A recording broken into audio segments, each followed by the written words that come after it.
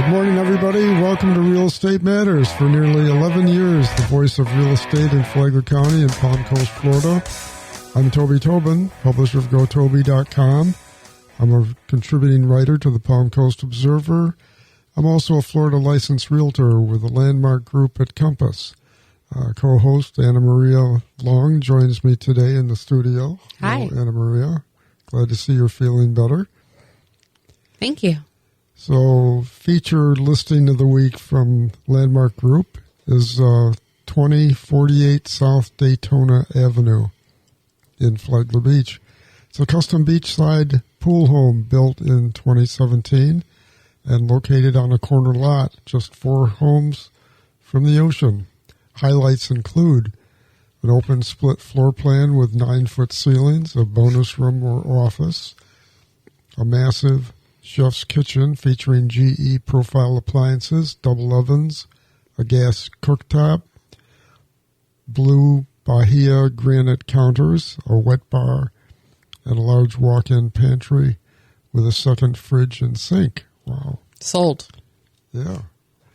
Additional features on top of all of that, a private screened lanai with a heated saltwater pool, a luxurious primary suite, hurricane-rated windows and doors, and a tankless hot water heater with instant hot water stations, central vacuum system, and a whole house water purification system. That's something I wish I had. I want the instant hot waters. I like having immediately hot water I had that for my scalding hot showers. I had that at my first house in They're the Grand best. Haven. They're really the best. It's really nice, but it's expensive because the loop becomes an extension of your hot water heater, so you end up keeping all of that water hot. Ah, gotcha. It's insulated, but still. So anyway, this is Flagler Beach living at its finest. You can learn more by going to the internet. It has its own website, 2048daytona.com. Or you can call me, 369317124, to schedule your own private tour. Thanks to our sponsors, our new lead sponsor, Veranda Bay, the private waterfront community of lots and luxury homes on the Intercoastal Waterway in Flagler Beach, the Flagler County Home Builders Association, and Hammock Community Church. So we're mid-month, pretty much, as far as reporting. We got pretty much the numbers through the middle of the month. June 19th. It's Juneteenth. Yes, it is Juneteenth, isn't it? Happy Juneteenth. Happy Juneteenth. I've got my red, yellow, and green on. I called the county planning director today and caught him working in his office. I was going to say, were they open? No, they're not. No, they're it's a dedicated employee, though. Yeah, he must have been a little behind. I would say so. I mean, a lot of us were working today. So anyway, mid-June results so far this month. This is single-family homes reported through the MLS system, Flagler County MLS system. 125 homes have been reported sold. The median price, $367,500. That's compared to 286 homes at $370,000 median price last June. So we're not, surprisingly, not too far off. The market seems really soft, and all the realtors and builders are reporting a real slowdown. They are. But yet the sales numbers the prices are holding up. Average days on market, 49, which is not particularly high for a soft market. The under 250K market was strong so far, with 18 homes sold. At a days on market of 22. Slowdown this month in the $1 million plus homes. So far, only 2 have sold. One of them was cash. 1,463 homes are listed for sale. That's a little on the high end of the normal range. Could you remind me? Someone asked me the question earlier this week, and I didn't remember offhand, and you probably do. If not, I apologize for putting you on the spot. What is our sweet spot number for available homes? Probably in the 11 to 1,200. Okay, so I did tell them we're not super high off of it. No, that number alone doesn't mean as much as that number combined with the number of homes sold. Okay. I mean, if you had 1,200 homes listed, but you're only selling 100, that's 12 months supply. Right. So that's really the number that the national analysts, national media tend to look at. That's good to know, because we see a lot of the social media comments stating things like, oh, there's houses for sale all over my neighborhood, this is bad. But we can look at the data and see that we're actually, if we're at 1463 listed and 11 to 1,200 is the sweet spot, we're not bad. 6 months of inventory is a nice normal spot, 6, 7 in that range, and we're above that. But our number of homes sold is maintaining. We're off on homes sold versus last year. Yeah, the prices are holding. True. Okay, but again, one of the reasons that's true is because roughly a third of the homes reported are new construction, and the builders, particularly the national high volume builders, are using incentives rather than price reductions. Like low mortgage rates. They'll buy down the interest rate, or they'll throw in a cabinet upgrade or a flooring upgrade or a spa, or screen lanai. So, and we, of course, last week I had Jay Gardner on, and we talked about that, and there's really no way he can put his finger on the real numbers either. So he's kind of at a loss for being really precise about the market. So we just guess as well as we can. Fair enough. Okay, according to Fannie Mae's National Housing Survey, 26% of respondents in May said it's a good time to buy a home. That's up from 23% in April. More than 3 in 5 consumers, actually 61%, say it's a good time to sell, while 38% say it's a bad time to sell. The share of consumers who expect home prices to rise increased slightly to 45%, while the share who expect prices to go down decreased slightly to 21%. More consumers in May said they expect mortgage rates to drop in the next 12 months, the first month-over-month gain since the November 2024 high. Job confidence among employed consumers is growing, with 54% now saying they aren't worried about losing their jobs. That's a 5% increase since last month. And we got good labor reports and economic reports just the last couple of days nationally as well. 9% of consumers say their household income is significantly higher than a year ago, down 3 points from last month. About 70% say their income is about the same. 68% of consumers said they would buy a home if they were going to move, a 3% increase over last month. Those who say they would rent decreased 4 points to 31%. So let's get to today's topic. And today's topic is impact fees. I mean, that was a topic a few weeks ago too, but that's one of those topics we never finish. Well, they just keep bringing them on, so you can't finish, can you? Well, it's hard to find a city or county meeting agenda that doesn't have impact fees on it. That's correct. So Palm Coast just recently voted in second reading, I think, to increase some of their, at least one of their second impact reading for Parks and Rec and Fire, and first reading for Transportation. And it wasn't too long ago we went through some other impact fee utilities changes, and school went up again not too long ago. About 4 years ago. But it was a 51% raise. Yeah. And now this year our student enrollment is down. It is down, yes. Mm-hmm. And it was stagnant since then. Part of the impact fee increase 4 years ago was that if for every 500 additional students who came into the district based on the annual reporting that happens through the state, it's 2 times a year. There's 2 days mm-hmm. that are chosen to average the enrollment by based on student attendance. For every 500 students that came in and increased the school enrollment, the impact fee would automatically increase by $500. That never happened. So there was no increase? There was no increase at all during those 4 years. Mm-hmm. Unfortunately, there was no clause to decrease the impact fee for if it went down 500, which it did.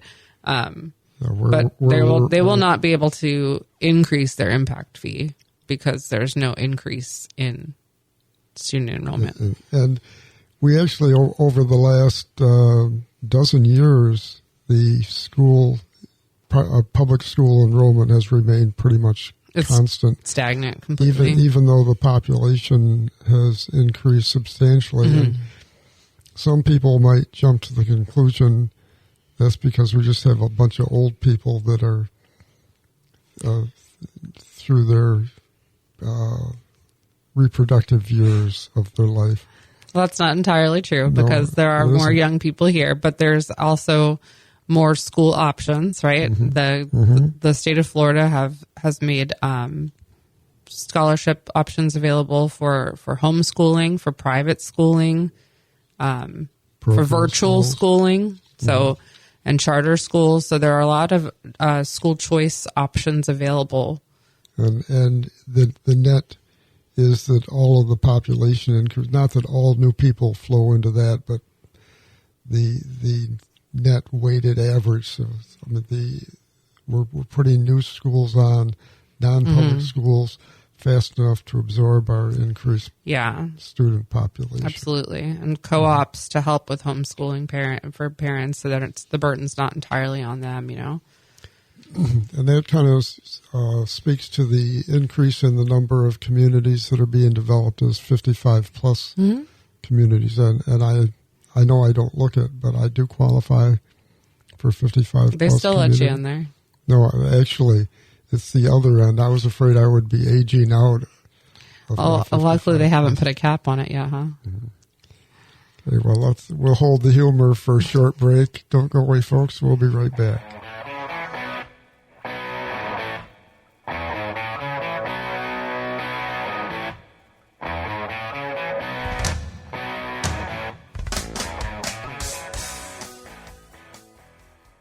Hi, this is Ken Belshey at Veranda Bay, inviting you to see over 40 new, never-released home sites. Phase 1 sold out in record time, so don't miss your chance on Phase 2. All home sites have planned water access with resort-style amenities. These are big, estate-sized lots. Schedule your private showing now at verandabay.com. On the water, beyond belief, Veranda Bay.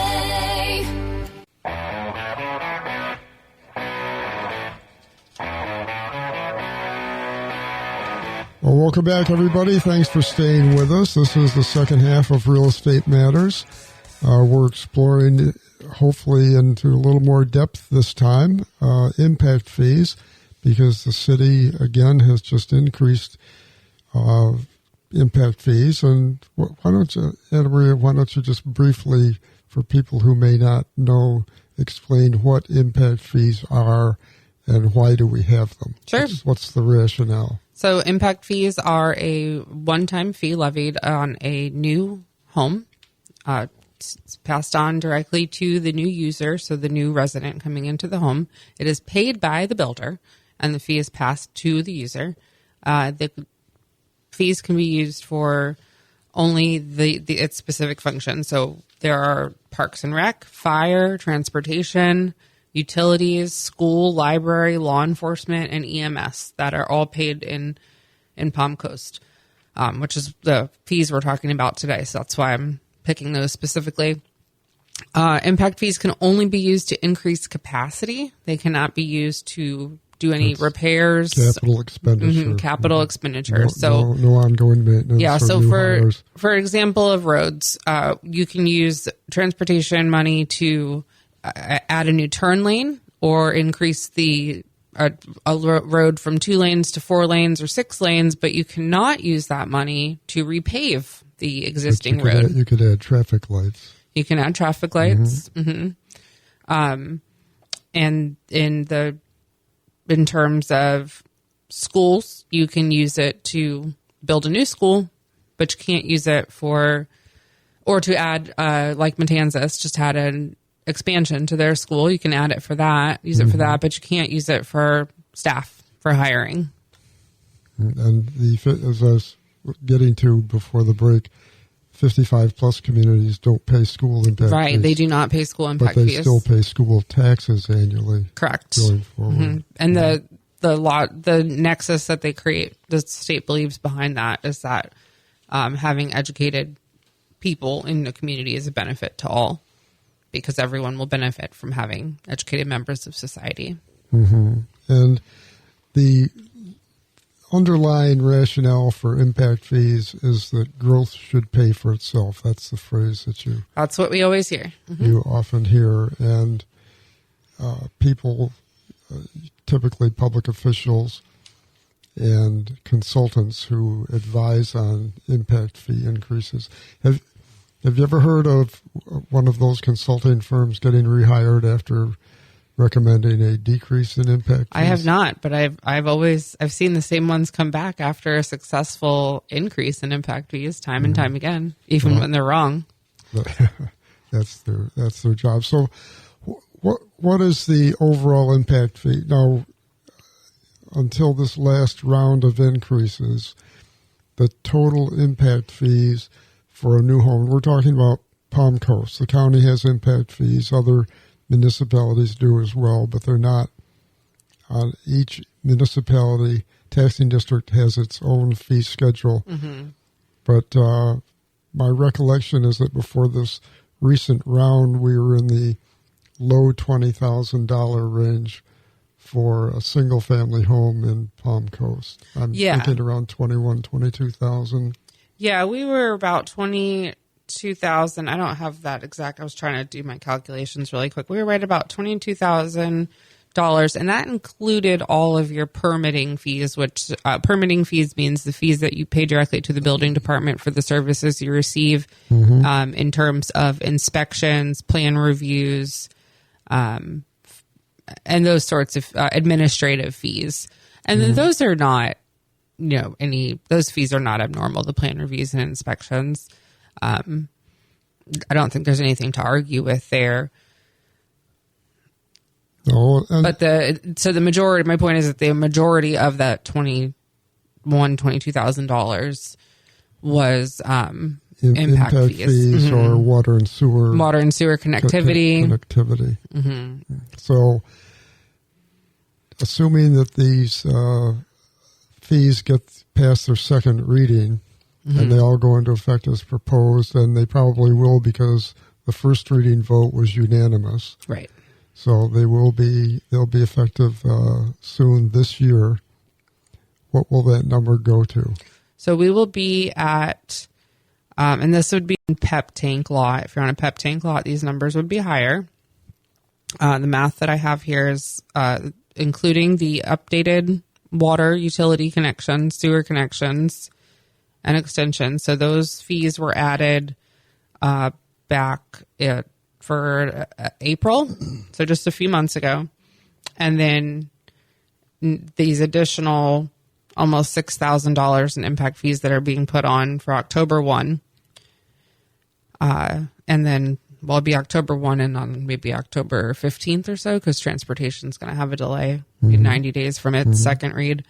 We will be at minimum $31,528.69. Okay, now I want to just review what that means to you, the homeowner in Palm Coast. It means that the value of everybody's house, or the cost if you're a buyer, the cost of a home all homes just went up about $7,000 or $9,000.